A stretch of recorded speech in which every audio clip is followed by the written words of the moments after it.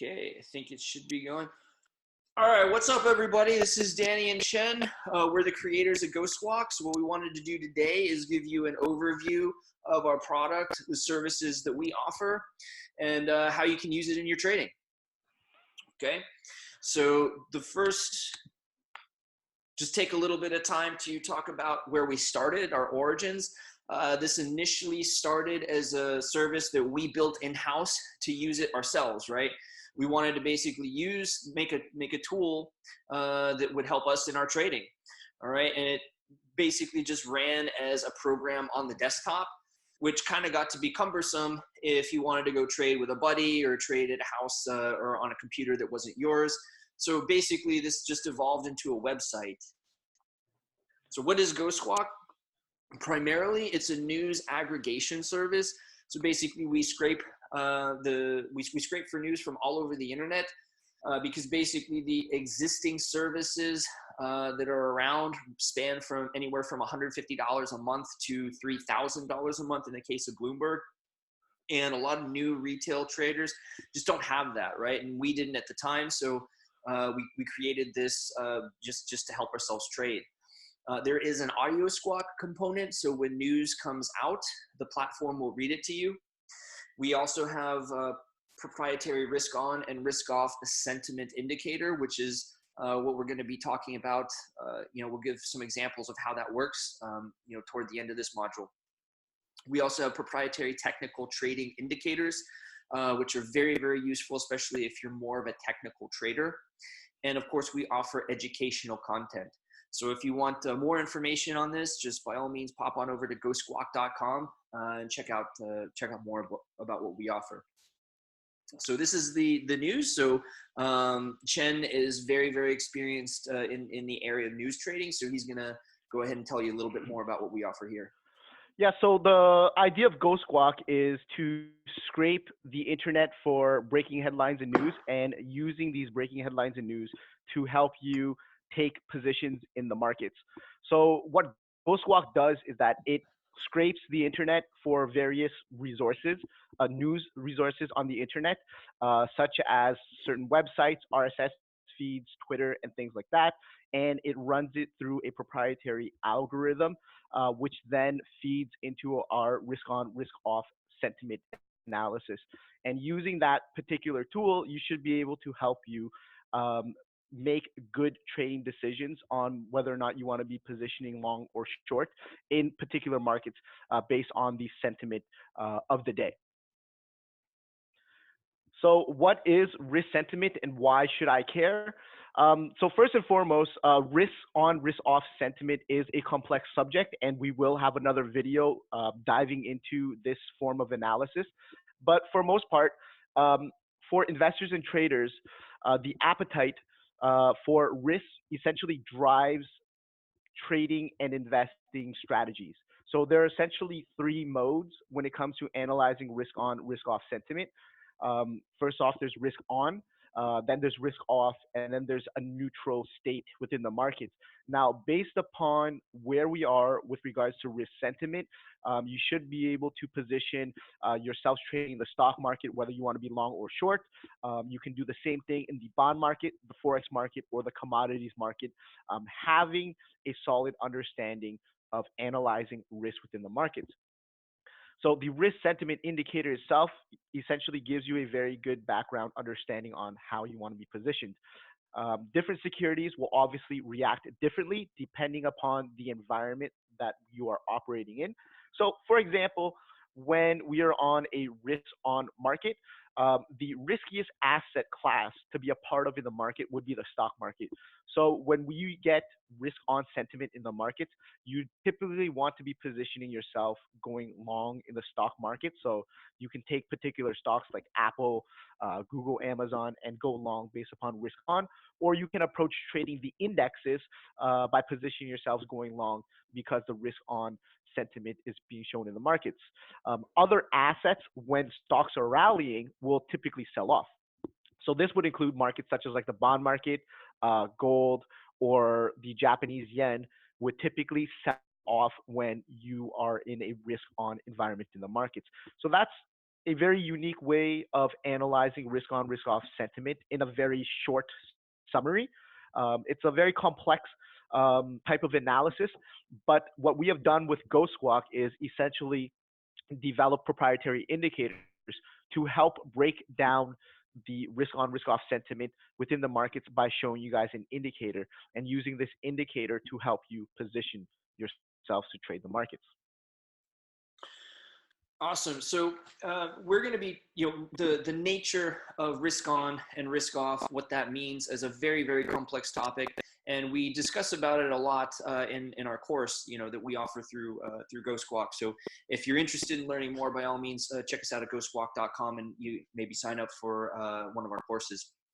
But to give you a little bit more information on the risk sentiment tool, just to take a step back for a second, my background is machine learning, mathematics. I got my degrees in math and physics, and have pursued a lot of machine learning and artificial intelligence, specifically for the financial domain, right?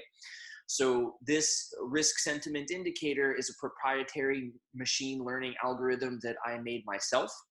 It's been trained off of thousands of real life examples. Chen and I have been studying, risk on and risk off behavior and what constitutes that for many, many years. So what we did is we just came up with a corpus of thousands of training examples, and I created a natural language processing algorithm that was trained off of those examples that we hand selected. So what it does is it reads the headline and it evaluates this for risk on, risk off, or neutral sentiment, and it does that in real time. So for the duration of this presentation, we're just going to go over some actual real life examples that we used in our own trading based off of this system. The first one that was actually yesterday. That was the 16th, and what we'll see is a snapshot of the risk sentiment when the futures market closed. Okay, all these examples that we're showing you are concerned futures, right? And we've pretty much boiled it down to primarily be what we focus on most, which is the bond market and stocks. In particular, we're looking at the futures contract that tracks the S&P 500. Okay, that's ES. So if you see that symbol in the slides, you know what it means. And also ZB is the futures contract that tracks the 30-year U.S. Treasury bond. Okay, so what we see in the beginning is that risk sentiment is heavily green, and I've used that as a color indicator to tell us when things are risk on. So at open, we see that the ES, or again, that's the futures contract that tracks the S&P 500, is going to rally, and the ZB is going to fall. Because remember, as Chen discussed a few slides back, the ZB, or the risk off products like bonds, gold, or the Japanese yen, are inversely correlated to stocks, right? Because stocks are risk hungry products. Okay, so this is what GhostSquawk looks like. You see basically this little panel of the headlines that will be constantly repopulated as they come out. And in the top left corner, we see the risk on. This is basically telling you how many articles were risk on, how many were risk off, and how many were neutral. And what you want to look for is not just whether this text here is green or yellow or red, red being risk off and yellow being neutral, but it's by how much. Okay, so here we see that the risk on headlines are almost double that of the risk off. So this is saying that the news is pretty much decidedly risk on this morning. And as we can see, in this snapshot of what happened at open, we see this big rally in the stock market. Now, what does that mean for bonds? Well, remember we discussed that the bond market typically moves inversely correlated to the stock market, and as you can see here, we have this gap down here in the bond market. So next example, I want to talk about some of the finer nuances of trading, and that's how to deal with low liquidity.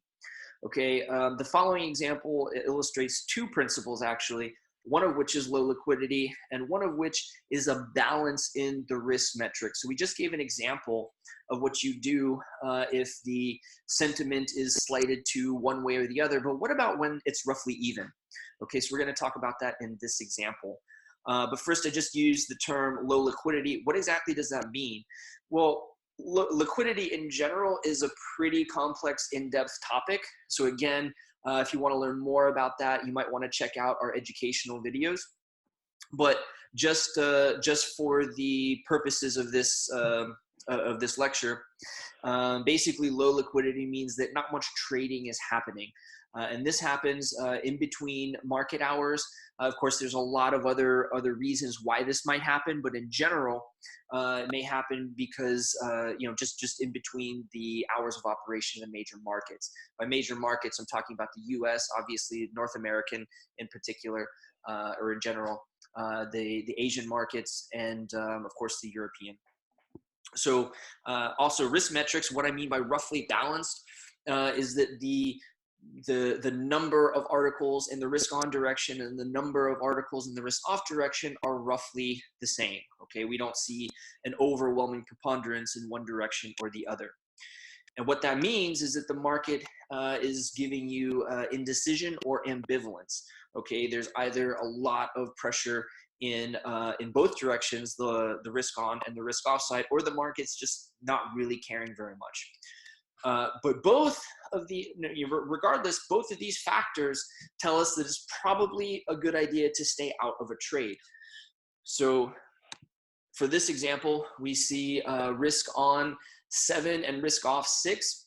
That's only a difference of 1, and that's really not enough. Even though, yes, okay, there's more risk on than risk off, it's still not enough to tip the scales, in my opinion, to tell us that the market is risk on. This is more of an indecisive environment or an ambivalent environment. And what we see, and the second factor being that this is in low liquidity hours. So again, we're looking at the ZB here. This is the bond futures contract, which is pretty much just hanging out. It's just kind of drifting. You tend to expect to see that during low liquidity hours, right? The markets just kind of drift. If they do go, one way or the other, there's no momentum to it, not a lot of buying and selling pressure. It's just kind of hanging out. And again, we see the same for stocks. Okay, there's maybe 4 or 5 tick range here. It's just kind of drifting, hanging out. And again, that's due to low liquidity and really not a lot of interest in the markets right now. Okay, so next we're going to talk about, this is another example, and this is what I call risk sentiment divergence. This example was actually taken today on the 17th. It was particularly this was, the first snapshot was taken before market opened.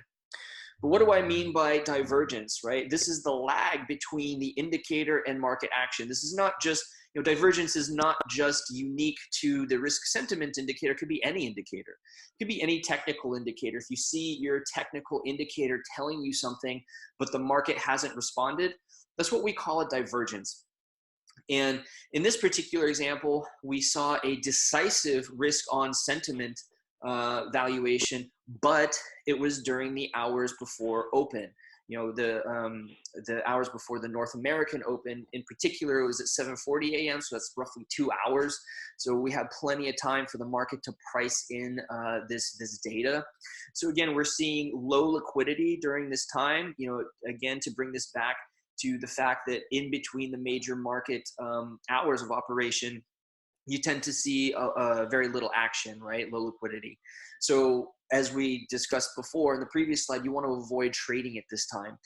And you also may anticipate the markets to catch up at open.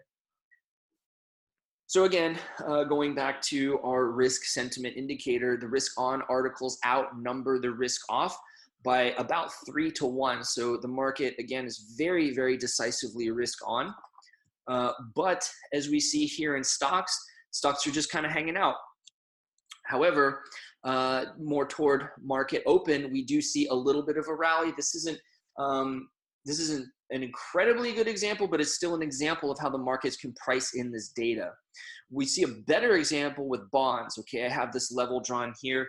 This level is months old, and bonds, tend to be very good technically at respecting levels. So we see the ZB come and just kind of drifting, hanging out, and it touches that level. And then later on toward market open, we see this dramatic drop in the bond market again. We remember that risk on and risk off affect products very differently. In a risk on environment, as we saw in this example, stocks rallied, but bonds vary inversely with stocks, right? So what makes stocks rally is going to make bonds sell off, and that's exactly what we see here. So later in the afternoon, you can see that the risk sentiment is still very risk on. And you want to take note at how some products across different asset classes react to this type of sentiment. So we can see here on the risk on, risk off indicator, we're sitting at 21 to risk on, 11 to risk off, and 17 to neutral. And in that situation, we can see how certain markets react, specifically looking at cross-asset correlations between the S&P 500 index, the 10-year U.S. Treasury note, the USD JPY forex pairing, as well as gold. So as we can see here in a very strong risk on sentiment, the top left chart is the S&P 500, and on a risk on sentiment, you see how the market tends to push towards new highs of the day. Whereas if you look at the bottom left chart, the dollar franc tends to have a similar relationship to that, in the sense that the US dollar typically rallies against safe haven currencies like the Swiss franc or even the Japanese yen. So you typically have a positive correlation between the S&P 500 index and safe haven currencies like dollar yen or dollar franc in this example on a risk on sentiment indicator in the markets. On the right side, you can see the top right chart, the 10-year US Treasury note, and the bottom right chart, the price for gold in the markets. As you can see in the risk on markets, these products will typically see a lot of selling pressure. And as we can see here, the GhostSquawk risk on, risk off indicator shows very good examples of cross-asset correlations in the markets, as well as how they affect and correlate with one another as the day progresses.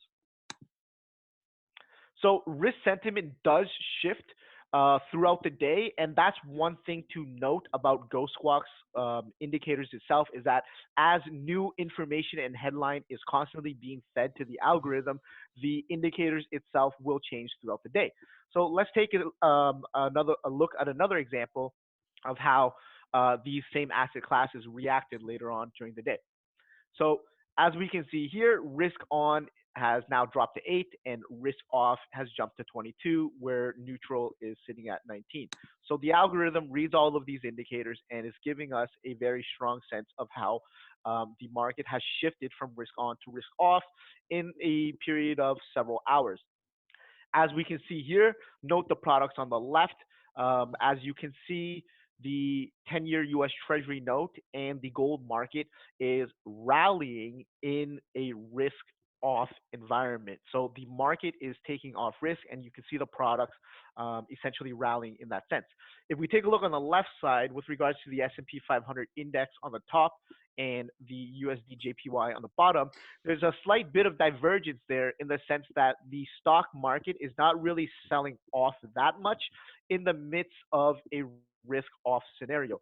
And that type of divergence does typically happen in the markets as we get later on during the day, as liquidity begins to dry up in the markets.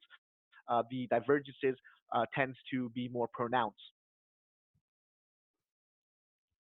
So in conclusion, just to wrap things up for myself and for Danny, GhostSquawk is a service that we've created ourselves to allow us to get a much stronger edge in trading.